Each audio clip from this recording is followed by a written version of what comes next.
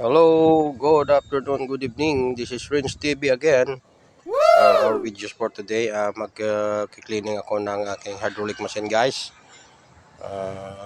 Tinignan ko at ang kanyang loob at nilinisan dahil may leaking.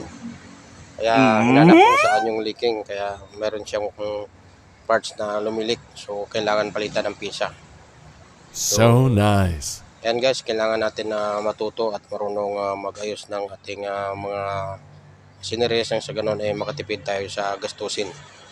Alam niyo naman, medyo mahal ang lahat ngayon kaya minsan matuto tayo magtipid. So, ayan guys, oh.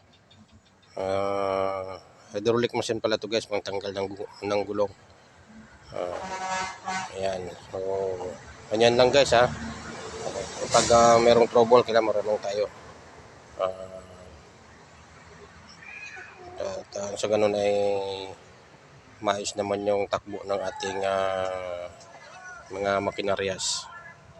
So, sige guys, hanggang dito na lang at see you next vlog and thanks for